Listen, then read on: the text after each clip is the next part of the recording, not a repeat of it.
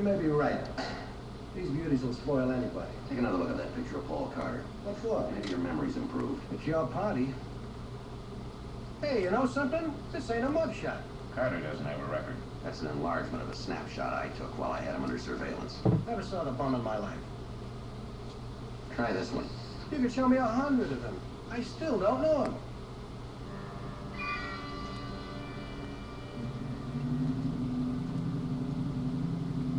Paul Carter's the one on the left. That's an enlargement of another picture I took the same day, a week ago Sunday. Just before both of you dropped out of sight. What's that supposed to mean? You think I got something to do with this bum being missing? Have you? No, and you know it. I'm getting sore. I ain't been up to now because I figured you two were only doing your job. But now you come up with this garbage. I've been rousted by the best. They never tried to pull anything like that on me. Nobody's pulling anything on you, and don't come up with one of your stories about that being a phony picture, a composite we made using separate pictures of you and Carter. If you'd like to see it, I'll get the original negative out of this folder. You've been around. Here and there. Now let's get back to topic A, Paul Carter. Sure, that was his name. Paul Carter, you're right. Somehow I thought you remembered. He was never a close pal, but I did hook up with him. Tell us about it. Yeah, that was the guy. I'm sure of it now. A year ago, maybe a little more, this chowder had come up to see me. He don't know me, but he's heard about me like everybody has. What do you want, George? Your autograph? Red, blue, money, what else? Keep going. Carter tells me he's got a chance to buy a nightclub real cheap, a joint on the strip called the Green Lion. He wants me to come up with a scratch and let him run it. I'll see this for the little thief. It was a real good deal, but I ducked it. A guy like me with a record can't get a liquor license. Now you tell me, is that fair? They say they want ex-cons to live a useful life, but do they give us a chance? No. They got you down and they want to keep kicking you. Well, it ain't right. No, sir. I told you. That's a blow-up of a picture I took of you and Paul Carter outside his house a week ago Sunday. You really think the jury would buy that about not seeing Paul Carter for a year? After I testified when I took that picture? If you did, you're lying. I want to know when I saw that creep, and I do. If it's not a phony picture, then it's an old one. Look, I came in on my own because I got the word you'd swear with me. That's a laugh. You're like all the rest. You're trying to get to be a big man by nailing George Fox, even if you have to frame him to do it. George Fox ain't holding still for it. And you can go Registered the nightclub in Carter's name. Look, cop, when I lay my bread on the line, what I buy goes in my name. You said something before about being involved in a lot of companies. And they're all strictly legit. Yeah. Some I own and run, and some I just got a piece of for investment reasons. You ever invest in the electronics business? Those repair places don't make it up. But unless you got a whole chain. No, I mean a company manufacturing electronic equipment. Half the creeps in those outfits live in the clouds. Nobody can understand them. I wouldn't trust them with your money. Then how is it you wanted to get in on Tom Tracy's company? Tom Tracy? Look, I was wrong before about not knowing Paul Carter, but this guy I ain't wrong about. I absolutely never saw any creep named Tom Tracy. Now, who is he? He's in electronics. Started with a radio repair shop 15 years ago, and he built it into a $50 million business. 50 million? Brother, he's one guy I wish I did know. Is Paul Carter tied in with him? He tried to be. One night, Tom Tracy got very drunk at the Green Lion. So drunk that Paul Carter drove him home. The next day, Carter showed up at Tracy's office. He claimed Tracy had agreed to sell him 2% of the stock in his company for $5,000, and he laid the cash on Tracy's desk. Why tell me all this? Tracy didn't even recall talking to Paul Carter the night before. He told Carter the deal was impossible. Carter argued. When Tracy refused to consider it, Carter played his trump card. He said the money was yours. Mine? What is it with you guys? Get off my back, will you? Stop trying to hang me on a phony rap. I suppose you got 5 G's in the folder of yours and you're gonna say it's the same money I gave Carter. We don't believe you. Who cares what you believe? Where would I get 5 G's in cash? I'm a legitimate businessman. Check my bank account. See if I took out any 5 G's. I never did, and I don't walk around with that kind of money in my pocket. You got nothing on me except a lot of lies, and you know how I'm gonna prove their lies? I'm making that crummy rat think Paul Carter talk. You know where he is? If you can't find him, I will. Wherever he is. I got friends all over the country. You mean the organization? No, I mean friends. Good friends. Maybe one of them lent you that $5,000. There was no $5,000. We'll find that dirty loving creep, I guarantee you. And when we do, I'll make him talk. Is that what happened to the witnesses in those other cases? Never mind those other cases. I just want to hear him say I gave him that loot. The minute Carter left Tom Tracy's office, Tracy called us in case Carter came back. Which he did the following morning.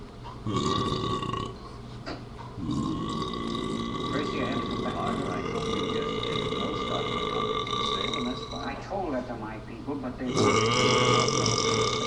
Yes, it is. It's your problem and mine. You don't know my people.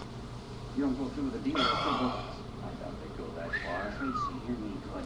They killed a lot of people already, but they didn't take all their away. I don't want to get killed. I did the best I could. This whole thing was their idea. When I told my people you were so drunk I had to drive you home, they gave me the money and made me come to you with that story. You gotta be kidding. You really gotta be kidding. I don't think so. I do. Tell me what you think you got there. The beginning of an extortion. The beginning? Man, I can't wait to see what you got for a finish. You got nothing there. We think we do. Let me tell you what you got. You got a photograph of some bum calls himself Paul Carter and me standing beside him. You got this bum's word that I ponied up 5 big ones so he could pick up a nightclub for me. Now you try taking that into court and you'll end up the 2 biggest dummies in the city. You just heard part 1, George. Listen to part 2. You know, I told you I want to catch that last bout of the fights. Part 2.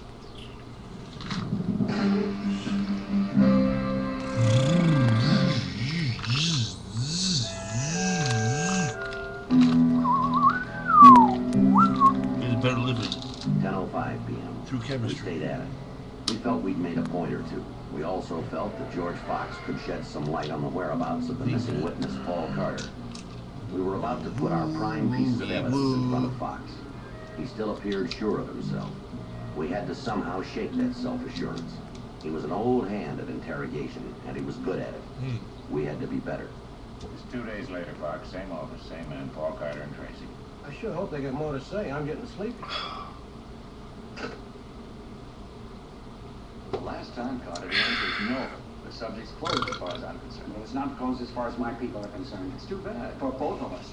I told you, you and me are marked right now. What do you mean, marked? They're gonna kill us both if you don't make good on the deal. I'm telling you, there never was any deal. All right, do this for me. Do what? Talk to my people. I'm not talking to anyone, Carter. That's fine. Just talk to them on the phone. Get me off the hook. You can do that much, can't you? Why don't you leave town?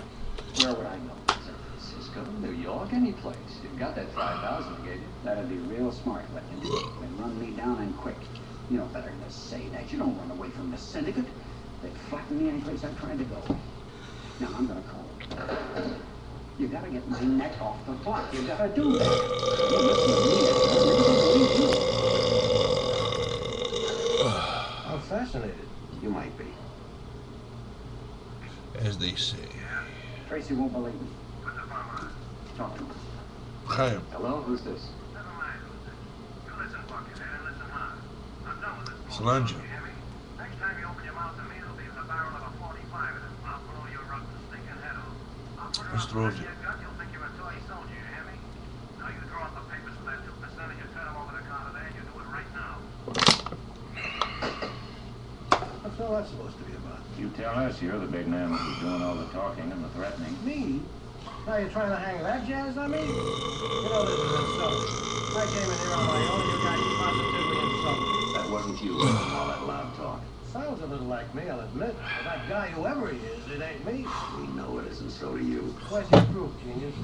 I didn't hear no names mentioned, did you? Only them same 2 bums, Tracy and that creep, what's his name, Carter. Is this the end of your show? I gotta get going. I'm leaving now. Stay for the last act, Fox. Listen to part 3.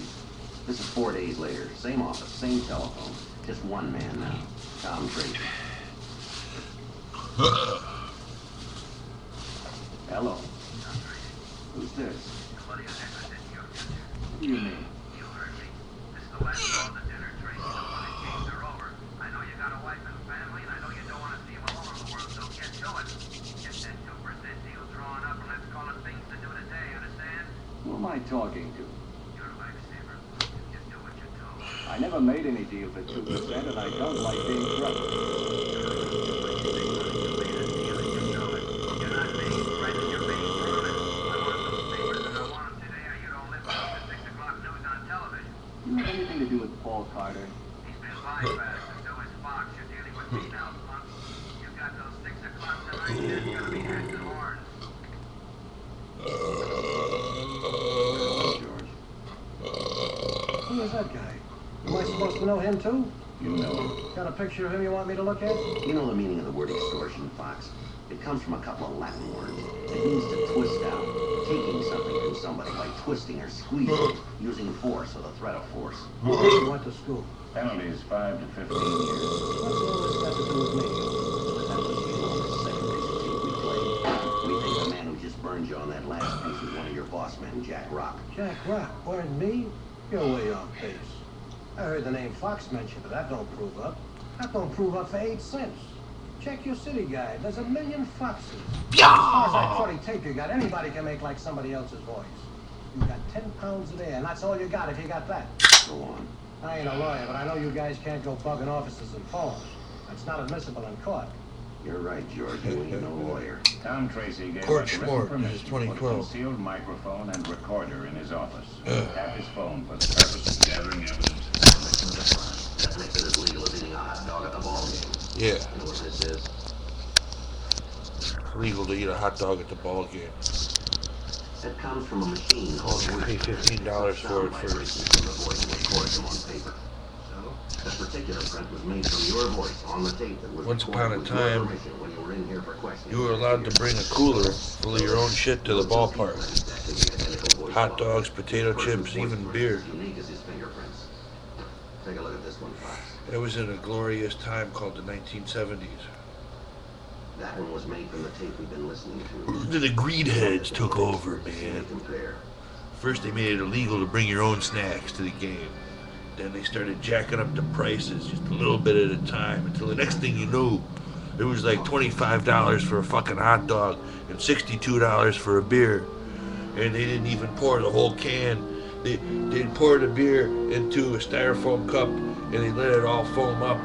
And they keep half of the beer for themselves. They hand you the styrofoam cup and they say, it'll be $62 for your watery, foamy beer, sir.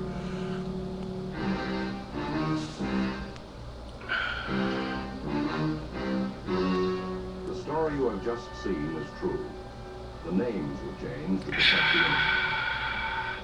And now it only costs $300,000 to take a family of 5 to a baseball game.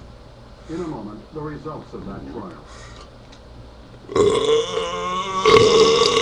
After interrogation, the suspect George Fox admitted having shot and killed Paul Carter. He led officers to a location on the Mojave Desert where he had buried Paul Carter's body. Where the fuck did that hair come from? Investigation failed to prove the other voice It's in not the my tape hair. recording was that of Jack Rock. Fox Who put a pubic hair on my Jack Rock budlight? or anyone else who might have been involved in the attempted extortion of Tom Tracy. George Fox was tried and convicted on a charge of murder in the first degree. Murder in the first degree is punishable by death in the gas chamber or confinement in the state prison for life.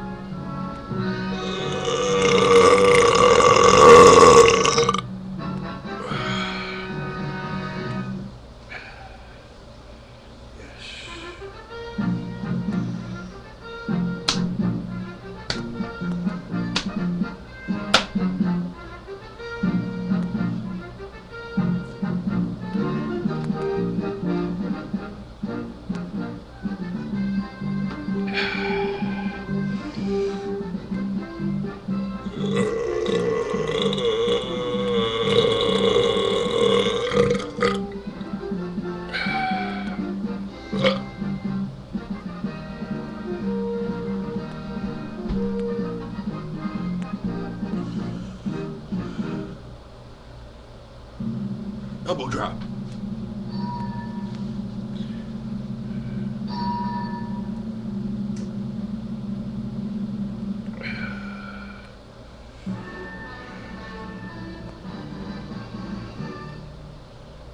All right. I want all you crazy bastards out there to riddle me this, Batman, to answer me this question.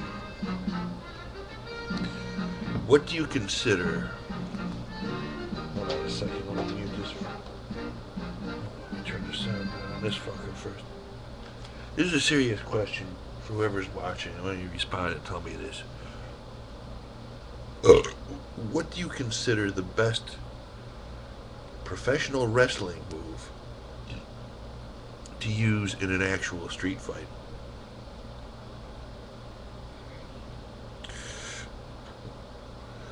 Whatever it may be, post it in the comments. Whether it's an elbow drop, or a clothesline, or a suplex, or a camel clutch, or an Irish whip, or an eye gouge, or a body slam,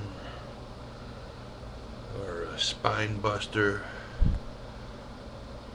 or a choke slam, or a figure 4 leg lock, whatever you think is most effective in real life from your experience, I want you to post a comment in response. Cheers to all of you fucksticks out there in YouTube land. I have a satanic Saturday and an equally satanic Sunday.